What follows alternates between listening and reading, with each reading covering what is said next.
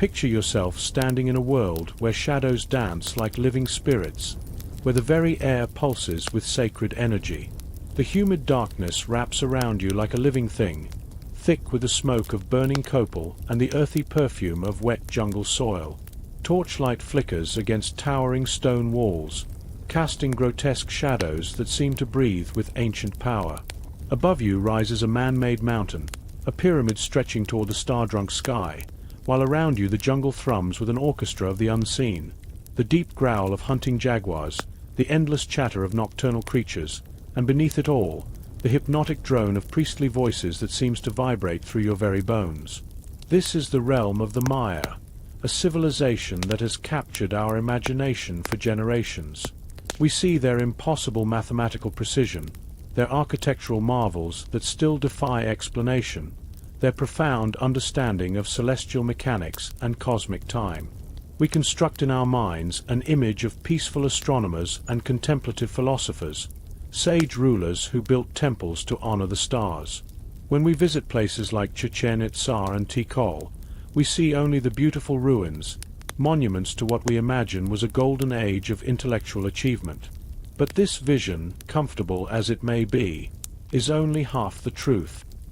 Hidden within those same carved stones, encrypted in the mysterious hieroglyphs that spiral across temple walls, and preserved in the whispered memories of their living descendants, lies another reality entirely, one that is raw, primal, and utterly alien to our modern understanding of civilization. The Maya cosmos began with an act of divine sexuality so intense it literally created existence itself. According to their sacred text, the Popol Vuh, the universe was born from the passionate union of celestial beings, gods who had to sacrifice their own essence, their own blood and spirit, to bring forth the world. But this cosmic creation was not a one-time event locked in the distant past. For the Maya, it was an ongoing process, a cycle that required constant renewal, constant participation from humanity itself.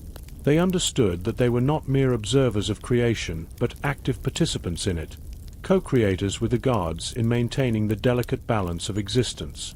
This participation demanded the most precious substances they knew: blood and semen.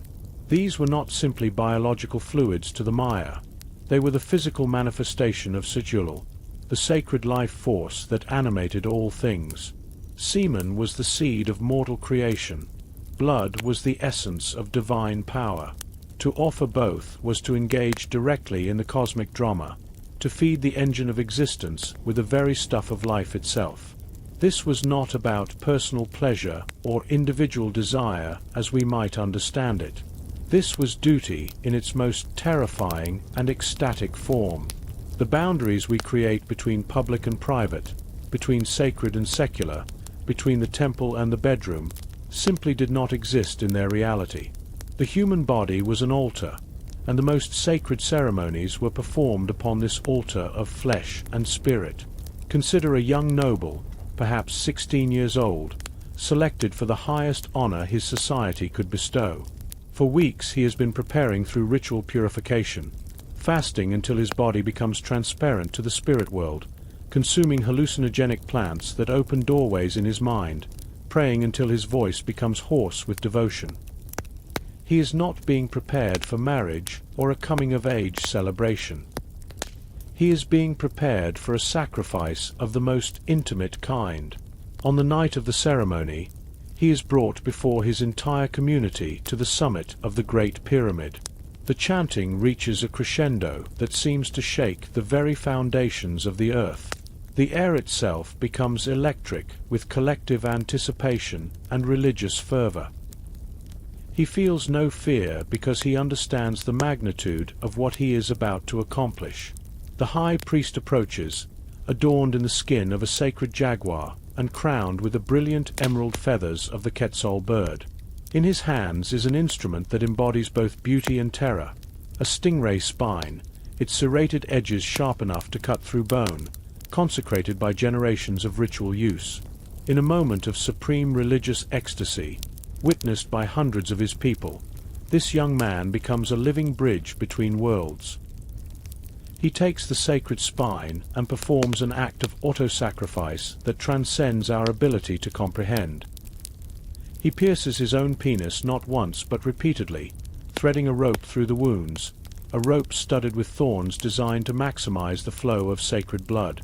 The pain is beyond description, beyond endurance, yet he transcends it through the power of his faith and the chemical allies coursing through his system. His blood, more precious than gold or jade, drips onto pieces of bark paper arranged at his feet.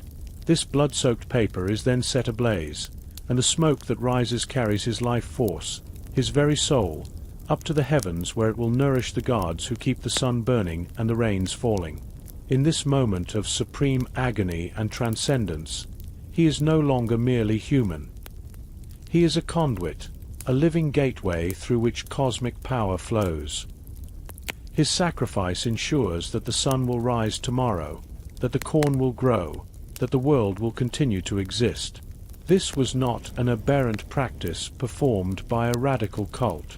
This was the cornerstone of Maya religious life, practiced by kings and nobles who were considered the closest to the divine. We know this not from speculation or second-hand accounts, but from their own art, carved in stone and painted on ceramics from cities like Yaxchilan. King Shield Jaguar is depicted pulling a thorny rope through his tongue while his wife, Lady Xook, performs her own ritual bloodletting. But for men, the most powerful offering came from the organ of creation itself. It was the ultimate gift, returning to the gods the life force they had granted. This was a civilization where sexual organs were not hidden in shame, but celebrated as instruments of divine power, tools for negotiating with the forces that governed existence. What we have described, shocking as it may be, is merely the beginning of their story, the entry point into a world where the boundaries between pain and pleasure, between sacred and profane, completely dissolved. The role of women in this cosmic theater was equally crucial, and perhaps even more complex. While men offered the seed of humanity, the noble women of Maya society served as conduits for the blood of divine lineage. Their bodies, like those of the men, were altars, but the rituals they performed carried their own unique cosmic significance. For women, the primary offering came not from the organ of creation, but from the organ of speech, the tongue. Imagine Lady Xook, Queen of Yaxchilan, a ruler in her own right, kneeling in a torch-lit temple chamber. Her husband, the king, has just completed his own agonizing ritual. Now the cosmic drama demands her participation. She is not a passive observer, but an active player in this transaction with the divine. The priestess approaches with a sacred implement, a rope embedded with the razor-sharp thorns of the saber tree, the world tree that the Maya believed connected heaven, earth, and underworld. With a serenity that conceals the excruciating pain she is about to inflict upon herself, Lady Xook pierces her own tongue. This is not a symbolic gesture, but a deep, devastating wound through which she will pull the entire length of the thorn-studded rope. The blood flows freely, a crimson torrent that soaks the bark paper spread before her. This is not merely her blood. It is the blood of her ancestors, a lineage stretching back to the gods themselves. By offering it, she reaffirms her divine right to rule and her connection to the supernatural forces that govern reality. The pain becomes a key, unlocking doors to other dimensions of existence. As her blood flows and the agony intensifies, she enters a trance state, a vision quest that takes her beyond the physical world. The smoke from the burning blood-soaked paper billows around her, and in that sacred cloud she sees the vision serpent, the great messenger of the gods and guardian of the underworld's gates. From the serpent's gaping maw emerges the spirit of an ancestor or deity who imparts crucial wisdom, prophecies of war, guidance for agricultural cycles, secrets of the cosmos itself. Her suffering is not just an offering, but a form of communication, a bloody telephone line to the divine realms. This ritual of glossotomy was central to the power and authority of Maya queens, a public performance that legitimized their spiritual and political leadership while demonstrating their courage, piety, and unique ability to bridge the gap between mortal and divine worlds. But what of sexuality in its more conventional forms? Even the act of intercourse itself was rarely a private affair divorced from religious obligation. The timing of sexual relations, especially among the nobility, was dictated not by passion but by the stars themselves. The sacred 260-day calendar, the Tzolk'in, governed every aspect of Maya life, and the act of conception was considered a cosmically significant event that required perfect alignment with auspicious dates. To conceive a child on a day of ill omen was to invite disaster, to risk bringing a cursed soul into the world.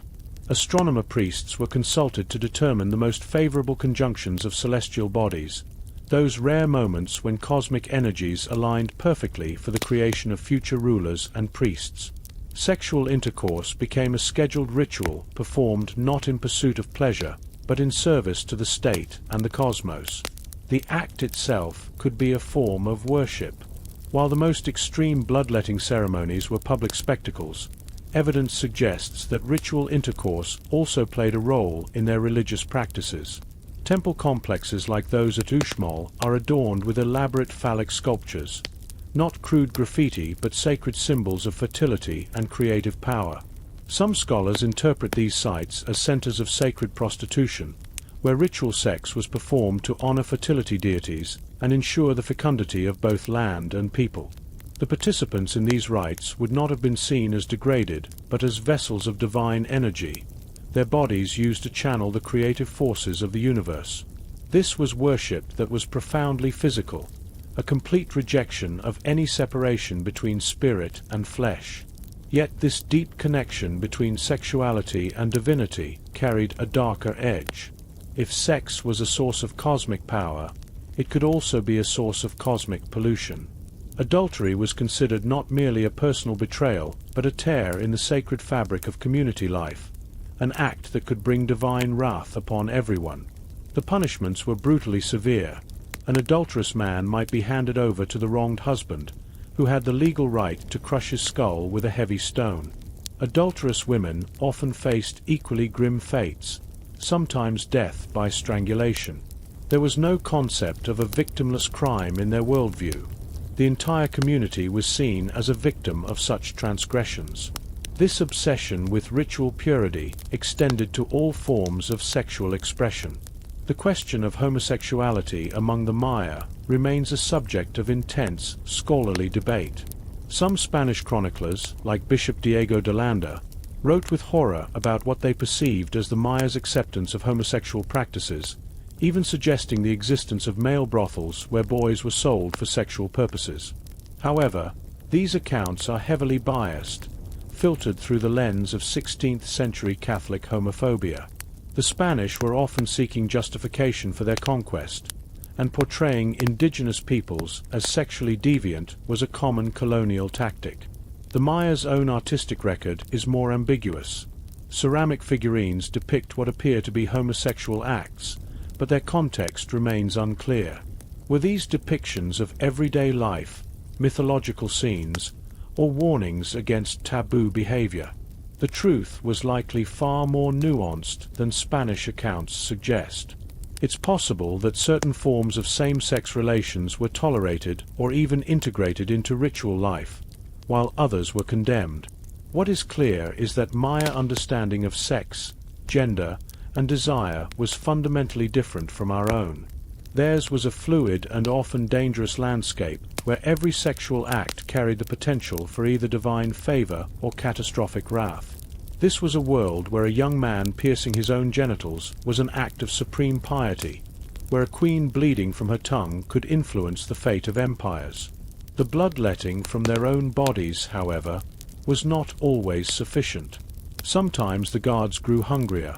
Sometimes the cosmic balance became so precarious that it required the ultimate offering, the fusion of sex and death in human sacrifice.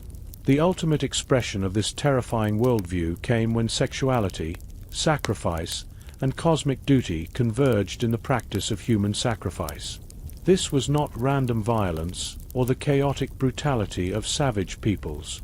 It was calculated, ritualized, and deeply meaningful, the final and most potent offering they could make to gods who they believed had sacrificed themselves to create the universe. The Maya cosmos operated on a sacred debt system. The gods had given their blood and essence to create humanity and the world they inhabited, so it was humanity's solemn obligation to repay that debt, to feed the gods with the same life force that would keep cosmic machinery from grinding to a halt. The most precious fuel for that machinery was a still-beating human heart. The victims of these rituals were often high-status captives taken in battle from rival city-states. This was not coincidental. To sacrifice a king or powerful nobleman was to capture not just his body but his sigil, his divine life force, and offer that energy to one's own patron gods, thereby strengthening one's city while weakening enemies. War for the Maya was not primarily about territory or resources, but about capturing sacrificial victims. A successful military campaign was measured not by land conquered, but by the quality of noble captives destined for the altar.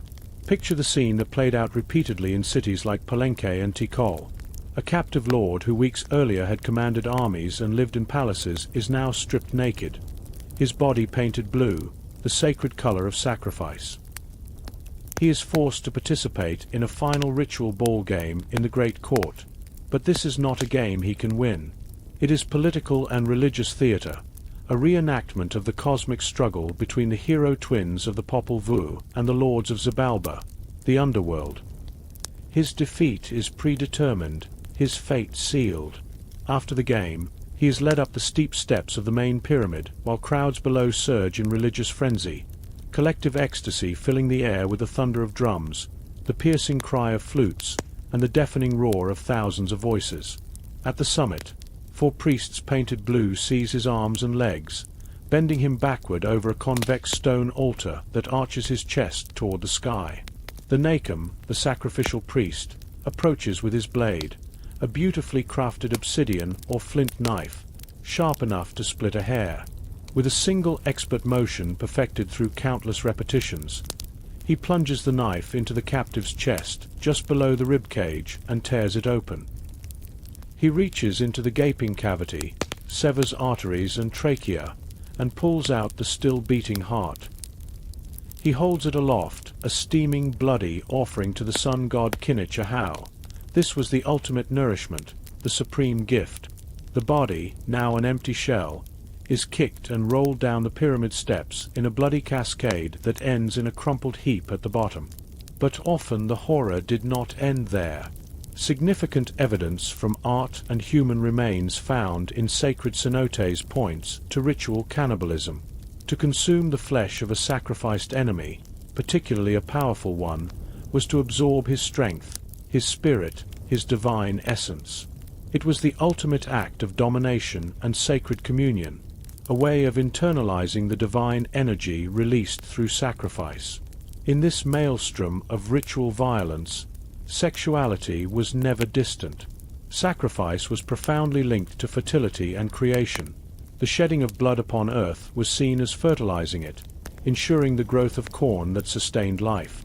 The Maya words for semen and corn were linguistically related, as were the terms for blood and tree sap. Life, sex, blood, and sacrifice existed on the same sacred continuum, different expressions of the same fundamental cosmic force. Sometimes this connection was made shockingly explicit in Maya art, which shows men engaged in intercourse with goddesses at the moment of their sacrifice, their life essence, both blood and semen, being offered simultaneously. It represents the ultimate fusion of creation and destruction, a moment of terrible divine ecstasy where the boundaries between life and death, pain and pleasure, are completely obliterated. This practice was not limited to male captives. While men were the most common victims of heart extraction, women and children were also sacrificed, though often through different methods that reflected their unique spiritual significance. Children, seen as pure and uncorrupted vessels, were considered particularly potent offerings to Chak, the rain god. They were often drowned in sacred cenotes, those natural limestone sinkholes that the Maya believed were portals to the underworld. The remains of hundreds of individuals, many of them children, have been recovered from the sacred cenote at Chichen Itzá. Analysis of their bones reveals that they were not locals, but had been brought from hundreds of miles away, suggesting a vast network of tribute and sacrifice that spanned the Maya world. Women were sacrificed in ceremonies related to lunar goddesses and other female deities, sometimes through decapitation with their heads displayed on skull racks, or through dismemberment in complex rituals designed to mirror mythological events. The scale and variety of these practices is staggering, yet it is crucial to understand that for the Maya, this was not murder or wanton cruelty. It was fundamental necessity, the price of existence itself. They believed they inhabited a precarious universe constantly teetering on the edge of collapse, and only through continuous, bloody offerings could they hope to maintain balance and ensure survival. This worldview was forged in the unpredictable environment of the Central American jungle, where life and death engaged in constant, visible struggle, where sudden drought could destroy a year's harvest, where jaguars could snatch children from village edges, where gods seemed both intimately present and terrifyingly demanding. The intricate and brutal ritual system that defined the classic Maya period from roughly 250 to 900 CE was like a double-edged sacrificial blade. For centuries, it provided the cosmological foundation that held their society together, legitimizing the power of the Keuhulajor, the holy lords who ruled their city-states.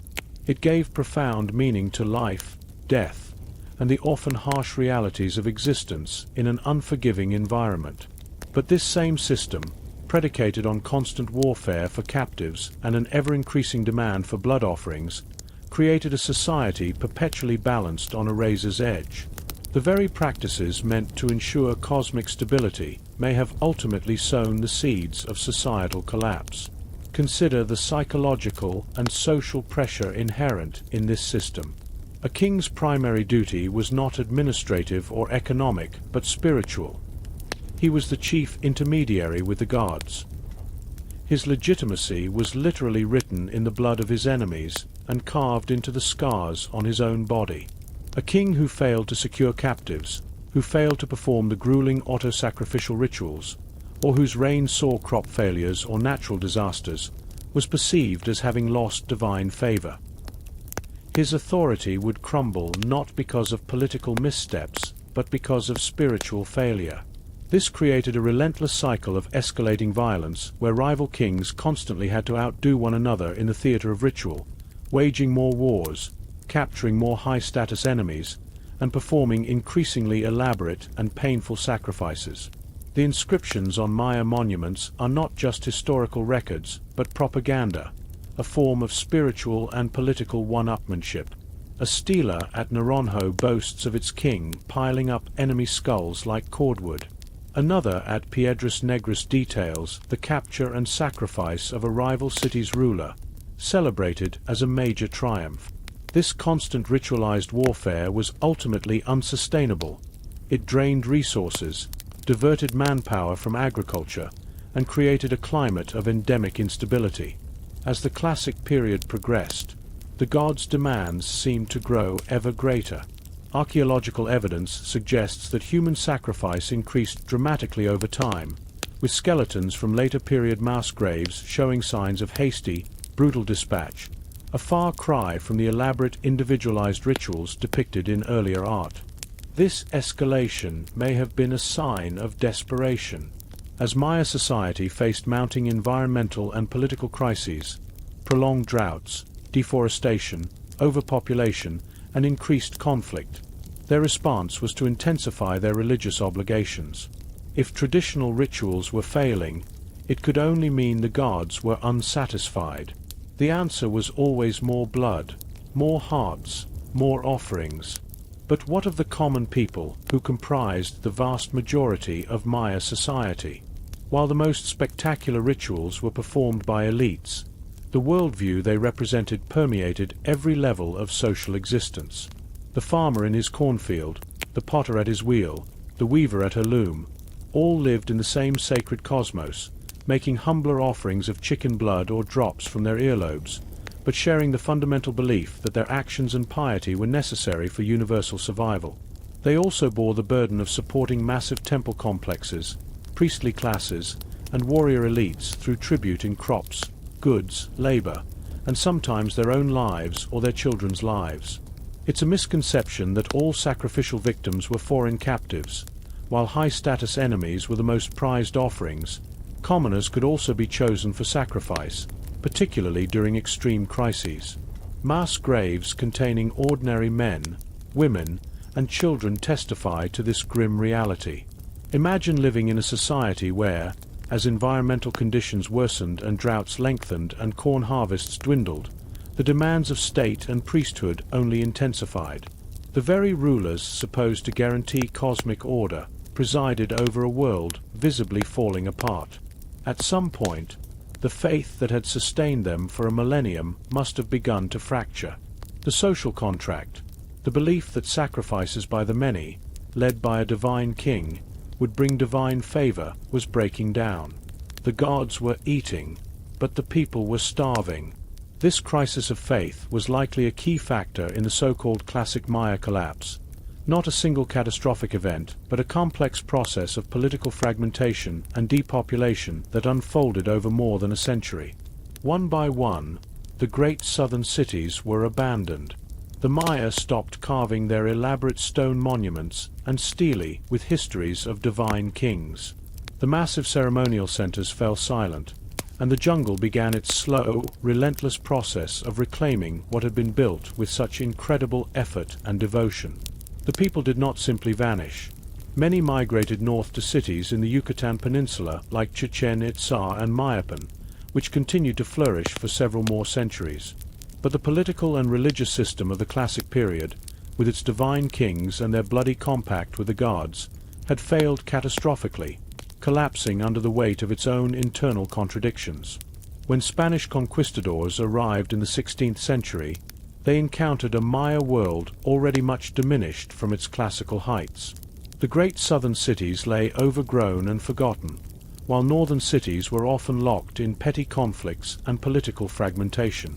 The Spanish, armed with their own brand of religious fervor and intolerance, saw remaining Maya practices, the bloodletting, the sacrifices, the complex rituals, as demonic, perfect justification for conquest and forced conversion. Bishop Diego de Landa, the same chronicler who provides much of our information about Maya life, was also responsible for the infamous auto de fe at Moni in 1562, where he systematically burned countless Maya codices and religious artifacts, effectively destroying a vast library of their knowledge and history. De Landa and others like him sought to completely erase what they saw as demonic sexuality and replace it with Catholic chastity, to eliminate pagan sacrifices and substitute the sacrifice of the Massachusetts. In doing so, they severed the Maya from the last vestiges of a cosmological worldview that had endured for millennia, forcing a people whose religion was written on the body in acts of blood and creation to adopt a faith written in books, a religion that drew hard lines between sacred and profane, spirit and flesh. With this violent transformation, a universe of meaning as complex and magnificent as any of their pyramidal temples was effectively buried under the rubble of conquest and profound cultural misunderstanding. But the echoes of this lost world did not fall completely silent. They reverberate in the present day, hidden in plain sight, ghostly testament to the resilience of a culture that refused to be entirely erased. To travel through Maya lands today, through Chiapas, Guatemala, Belize, and the Yucatan Peninsula, is to walk through a landscape haunted by this powerful, bloody, and sacred past. The worldview that demanded genital bloodletting and beating hearts is gone, but its shadow lingers, fused and syncretized with the very religion that sought to destroy it. The conquest did not result in simple replacement of one belief system with another, but in a collision, a violent yet creative fusion that gave birth to a new spiritual reality uniquely Mesoamerican. The Maya, with a genius for adaptation born of centuries of survival, took the symbols and saints of Catholicism and mapped them onto their own ancient, enduring cosmos. The cross, to the Spanish a symbol of Christ's sacrifice, became for many Maya a new representation of the saber, the sacred world tree and cosmic axis at the center of their universe. Jesus Christ, a God who sacrifices his own blood to save humanity, resonated deeply with a people whose own gods and kings had done the same to maintain cosmic order. In the highlands of Chiapas, Mexico, in the town of San Juan Camula, stands a church unlike any other in the world. From outside, It appears to be a typical Spanish colonial structure, but step inside and you are plunged into another reality entirely. The floor is covered not with pews, but with a thick carpet of green pine needles, evoking the sacred forest floor of their ancestors. The air is dense with smoke from thousands of candles and the powerful scent of burning copal, the same incense their forebears burned as offerings to ancient gods. There is no Catholic priest presiding. Instead, traditional healers called curanderos move among worshippers who kneel on the floor in family groups, chanting in their native Tzotzil language. Their rituals represent a stunning blend of Catholic and pre-Columbian practices. They make offerings of candles whose colors carry specific meanings, just as their ancestors' offerings did. In a practice that would horrify conventional Catholic priests, they sacrifice chickens inside the church, right there on the pine needle floor, believing the animal's life force can heal the sick or ward off evil. They drink potent sugarcane liquor called pox, which they believe opens channels for communication with the spirit world, and they consume Coca-Cola, whose burps are seen as a way of expelling evil spirits from the body. This is not mockery of Catholicism, but living, breathing syncretism, testament to a worldview where the old gods have not died but simply donned the masks of Catholic saints. This same syncretism appears in their understanding of life, death, and the human body. The ancient belief in ceremonies, the life force, persists. Illness is often seen not just as biological malfunction, but as spiritual affliction, a case of soul loss where part of one's spiritual essence has become detached.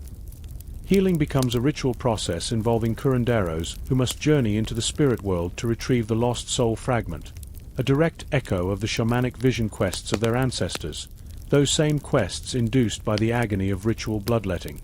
The terrifying sexual practices are gone, but the underlying belief that the body is a conduit for spiritual energy remains powerfully alive. Modern Maya have not forgotten their history. The stories of the Popol Vuh are still told. The sacred 260-day calendar is still maintained by ritual specialists in highland communities to determine auspicious days for planting, marriage, and ceremonies. The ruins of their great cities are not merely tourist attractions but sacred sites, places of immense spiritual power where they still go to perform ceremonies and leave offerings, speaking to the spirits of ancestors they believe still dwell among the ancient stones. But this legacy encompasses not just spiritual survival, but also deep trauma. The conquest and centuries of oppression, exploitation, and outright genocide that followed left scars that persist today. The Guatemalan Civil War from 1960 to 1996 was in many ways a continuation of the original conquest. State military forces, often backed by foreign powers, carried out systematic terror campaigns against indigenous Maya populations, resulting in over 200,000 deaths. It was a period of unimaginable horror where entire villages were erased, women systematically raped, and community leaders tortured and killed. The justifications for this violence often echoed conquistador language, painting the Maya as backward, subversive, and pagan elements that needed cleansing from the body politic. The ritualized violence of the ancient Maya, with all its horror, was in many ways less savage than the politically motivated, industrial-scale slaughter of the 20th century. Ancient Maya sacrificed enemies to feed gods and maintain cosmic balance. Modern states murdered their own citizens to maintain power and protect elite economic interests. This shared history of suffering and resistance has forged a powerful contemporary Maya identity. Today, millions of Maya people fight to reclaim their heritage, revitalize their languages, and protect ancestral lands from deforestation and exploitation. They are scholars, activists, artists, and farmers navigating modern world complexities while drawing strength from cultural and spiritual legacies thousands of years old. When a modern Maya activist confronts multinational corporations trying to clear ancestral forests, they echo the defiance of ancestors who resisted Spanish colonization. When communities reject industrial agriculture to return to traditional corn varieties, the sacred flesh their creation stories say they are made from, they perform profound acts of cultural and spiritual resistance. The story of Maya sexual and sacrificial practices is not merely a lurid tale from a distant past, but the chronicle of a complex, sophisticated worldview that was simultaneously brutal and beautiful. It is the story of a civilization that achieved incredible artistic and scientific heights, fueled by a sacred compact written in blood. And it is the story of a people who have endured 5 centuries of conquest and oppression, whose ancient spirit, though scarred and transformed, refuses to die. The screams from pyramid tops have long since faded, but if you listen carefully, in the murmur of prayers in Chayapan churches, in the rustle of corn leaves in Guatemalan fields, you can still hear echoes of their indomitable heart, still beating after all these centuries of silence and struggle. To truly understand the Maya, to grasp the sheer alien audacity of their worldview, we must perform a difficult mental exercise. We must strip away our deeply ingrained assumptions about self, body, and sacred. We live in a world profoundly shaped by Abrahamic religions and European Enlightenment thought, a world that preaches individual sanctity, bodily privacy, and separation of church and state. Our moral compass orients toward preserving individual life and pursuing personal happiness. For the classic Maya, this compass would have been utterly meaningless. Their moral universe centered not on individuals but on the collective, and beyond that, on the cosmos itself. The highest good was not personal survival or fulfillment, but maintaining cosmic balance, upholding the sacred covenant between humanity and gods. In this framework, what we see as ultimate violation, taking human life, could be for them the ultimate act of piety. What we view as horrific self-mutilation was sacred duty and gateway to divine communion. This is profoundly challenging to absorb. Our instinct is to judge, to label their practices barbaric or savage, but to do so is to refuse engagement on their own terms, to commit intellectual colonialism by imposing our values on a civilization operating on completely different philosophical and spiritual planes. A more fruitful, though perhaps more disturbing, approach is asking, what did they achieve with this worldview? The answer is simply a civilization that was, for over a millennium, among the most advanced and sophisticated on the planet. Their belief system, for all its brutality, was not primitive but the engine of cultural dynamism. The desire to please gods and track celestial cycles for ritual purposes drove them to develop mathematics, including the concept of zero, independently of the old world. The need to record dynastic histories of divine kings and their ritual obligations led them to create the most complex writing system ever developed in the ancient Americas. The mandate to build fitting stages for cosmic dramas, their sacrifices and ceremonies, fueled creation of architecture of breathtaking scale and astronomical precision. The pyramids at Tikal, soaring over 200 feet from jungle canopy, were not just tombs or temples, but man-made sacred mountains designed as stages for world-renewing rituals. Their cities' layouts were maps of the cosmos, physical manifestations of sacred geography. Their art, vibrant murals of Bonampak, intricate carvings of Palenque, stunningly expressive ceramics found in tombs, was not art for art's sake, but tools of religious and political power, ways of making supernatural worlds visible and documenting the rituals that sustained them.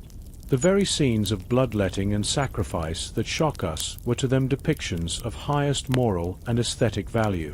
They were beautiful because they were true, because they depicted fundamental reality of their existence. This forces confrontation with an uncomfortable truth. Human civilization is not a simple linear march from savagery to enlightenment, but a complex, often contradictory tapestry where societies can be capable of both profound intellectual achievement and incredible violence. For the Maya, these seemingly opposing elements were not contradictory, but inextricably linked. This understanding should cause reflection on our own civilization. We recoil at human sacrifice, yet our history flows with blood spilled for gods, nations, and ideologies. We condemn their ritualized violence, yet consume diets of hyperviolent entertainment, and inhabit a world where warfare technologies have reached destructive power the Maya could never have imagined. We may no longer extract hearts from captives on stone altars, but we have found other, more efficient ways to sacrifice human lives on altars of progress, profit, and political power. The Maya believed the universe demanded blood to sustain it. Have we truly escaped that paradigm, or merely disguised it? Have we simply replaced flint knives and stone altars with drone strikes and stock markets? This is not to create false equivalence or excuse past brutality, but to recognize that human capacity for both creation and destruction, for sublime spirituality and terrifying violence, is not something belonging to a savage past. It is fundamental to the human condition, a dark thread running through all our histories, including our own. The Maya story is a mirror, and looking into it can be deeply unsettling. It shows us a different way of being human, a different way of constructing reality. It reminds us that our own worldview, which we often take for granted as natural and universal, is just one of countless possibilities. It reveals the profound and often dangerous power of belief itself. The Maya built their world on the belief that they were active participants in sacred, ongoing creation. That belief inspired them to create wonders, but it also demanded a terrible price in blood and suffering. Their story is both a testament to the heights civilization can reach when unified by powerful, all-encompassing ideology, and a cautionary tale about the inherent dangers of systems that place cosmic duty above individual human life. It reminds us that the line between religious devotion and lethal fanaticism can be terrifyingly thin. We are left with ruins, ghosts, and echoes. We are left to piece together their story from silent stones and fragmented whispers of their descendants. We can never fully know what it was like to be them, to see through their eyes, to feel the ecstasy of the sacrificial moment. But in trying to understand, in daring to look into the abyss of their alien worldview without flinching, we can perhaps learn something profound about the vast, strange, and often terrifying spectrum of human possibility. The jungle has reclaimed their pyramids, but the questions they pose, questions about the nature of divinity, humanity, and sacrifice, continue to haunt us across the centuries. Let us pause here in the shadow of blood-soaked pyramids, having walked through the public squares of Maya ritual. We have witnessed kings pierce their own flesh, queens pull thorny ropes through their tongues, and captives have their beating hearts torn from their chests. We have seen the logic, the terrible cosmic necessity that drove these acts, and how this system both built a civilization and perhaps helped destroy it. But there remains a chamber we have not yet entered, a space even more intimate and terrifying than the sacrificial altar itself. We must move beyond the what and why to dare asking how, in the name of all that is human, did they endure it? How did a young nobleman bring a stingray spine to the most sensitive part of his body without recoiling in madness from pure agony? How did kings and queens transform what should be moments of unbearable pain into experiences of divine communion? The answer is not simply that they were tougher or brainwashed. The answer is that they had developed sophisticated psychospiritual technology for dismantling the self, learning to use pain not as a barrier but as a doorway to transcendence. To understand this, we must first comprehend the world they inhabited. To the Maya, the jungle was not a collection of plants and animals, but a conscious, living entity saturated with divinity at every level. The great saber tree was not a symbol of the cosmos. It was the cosmos itself, its roots plunging deep into the watery underworld of Xibalba, its trunk forming the middle plane of human existence, its branches soaring into the 13 levels of heaven. The jaguar was not merely an animal, but the god of the underworld, avatar of the night sun on its terrifying journey through darkness. Cenotes, those deep water-filled sinkholes, were not just sources of fresh water, but literal mouths of the underworld, portals through which one could speak directly to the dead and the gods of creation and destruction. Every mountain was a sacred ancestor, every cave a potential gateway to other realities. There was no distinction between natural and supernatural. The world was alive, sentient, and constantly demanding interaction. This was a world that spoke, and to hear its voice, you had to learn its language. That language was not one of gentle whispers, but of ecstasy, trance, and trauma. The human body, in this worldview, was a direct reflection of the living cosmos, a microcosm of the universe itself. A person's head was their personal heaven, their heart the sun providing life and warmth, and the flow of their blood mirrored sacred rivers and life-giving rains that nourished the earth. Their bones were the stones of the world, their hair the grass and trees, and their sexual organs were the ultimate source of earthly creation, the human equivalent of the divine act that birthed the universe. Therefore, to perform ritual upon the body was to perform ritual upon the cosmos in miniature. To let blood from the penis was to fertilize the cosmic field, to make the universe itself more fertile and alive. To let blood from the tongue, the organ of speech, was to give voice to ancestors, to make the sacred word flesh. This was not metaphor or symbolic thinking. It was deeply held literal truth, and if your body was the cosmos, then altering your consciousness was a way of altering reality itself. This brings us to the chemical keys they used to unlock doors of perception. The Maya were master pharmacologists with encyclopedic knowledge of psychoactive properties of plants and animals in their environment. They drank bolch, a fermented beverage made from honey and bark of leguminous trees, which had intoxicating and likely hallucinogenic properties. They consumed psilocybin mushrooms they called flesh of the gods. They used venom from certain toads rich in bufotenin, a powerful psychedelic compound. They smoked immense quantities of wild tobacco, Nicotiana rustica, a plant so potent it could induce trance states and out-of-body experiences. They used morning glory seeds rich in LSA, a chemical cousin to LSD. These substances were not used for recreation, but as sacred medicines, tools for spiritual navigation, and catalysts for beginning the process of ego dissolution, of unmooring the soul from everyday reality's anchor. They opened minds to terror and glory of spirit worlds, preparing consciousness for an even more powerful catalyst that was to come, pain itself. Here lies the crux of their psychospiritual technology. The process began with fasting and sensory deprivation, weakening the body's hold on the mind. Then came ingestion of powerful hallucinogens, shattering familiar patterns of thought and perception. Rhythmic chanting, hypnotic drumming, and disorienting dance of torchlight worked to deepen the trance state. At the peak of this altered consciousness came pain, sharp, undeniable, all-consuming agony. For a mind already untethered from reality by drugs and ritual, this agony was not processed as mere physical sensation, but became something else entirely.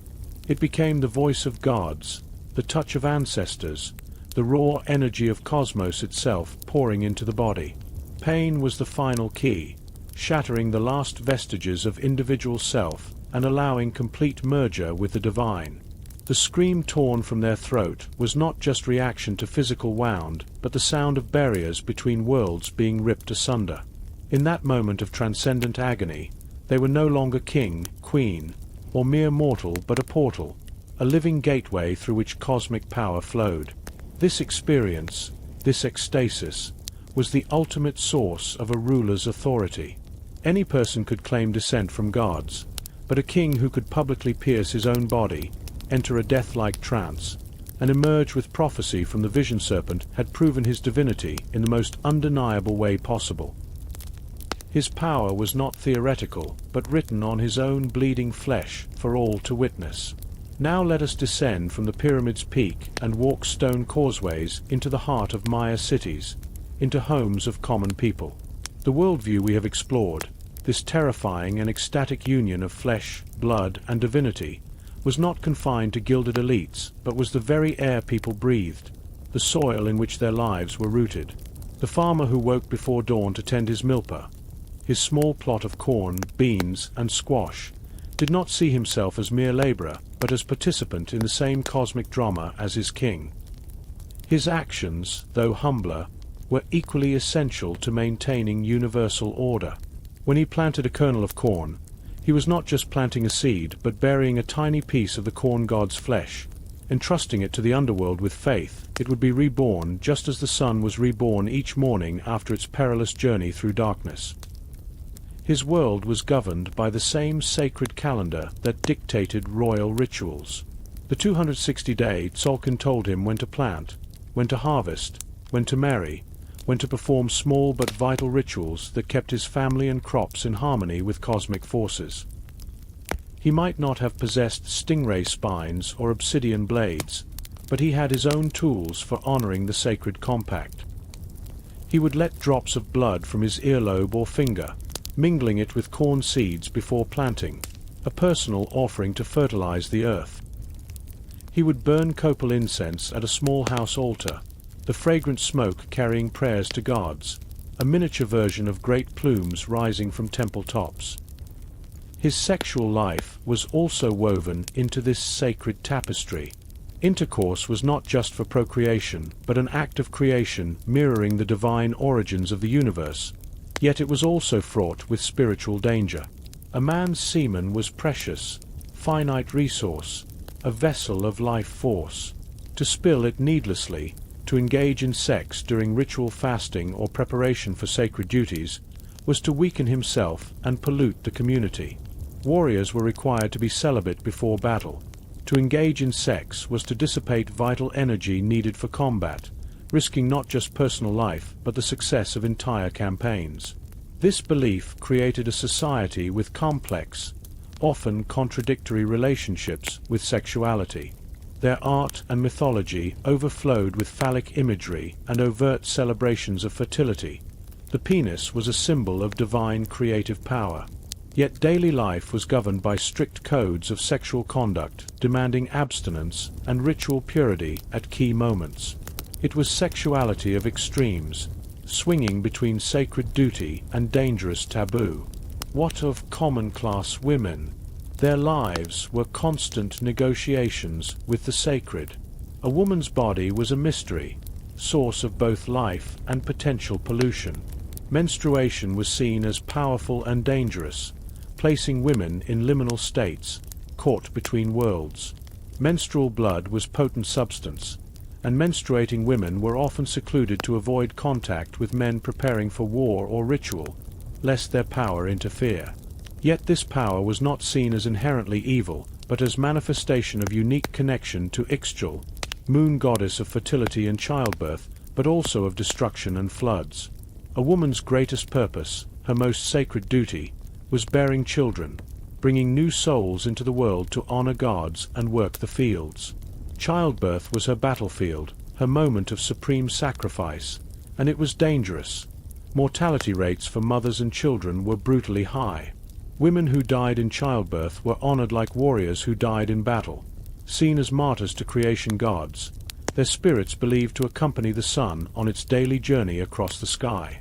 The family home itself, a simple structure of wattle and daub with thatched roof, was a microcosm of the cosmos, just as temples were. The central hearth was the home's heart, the axis mundi around which family life revolved.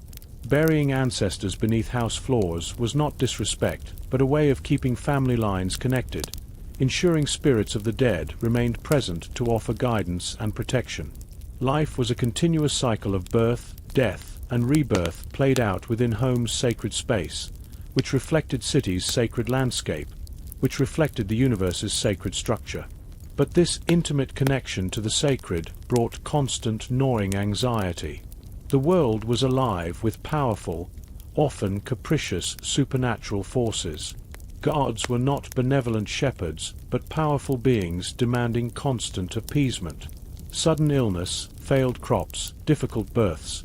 These were not random misfortunes but signs of cosmic balance disruption, ritual failure, debts owed to angry gods, or malevolent spirits at work. Daily life was filled with profound obligation and constant low-level fear. Every action, from weaving cloth to preparing meals, was imbued with ritual significance and potential for spiritual misstep. Charms and amulets were worn to ward off evil eyes, incantations whispered to protect children from night spirits, offerings left at crossroads and caves where powerful earth spirits dwelled. It was an exhausting, mentally taxing way to live.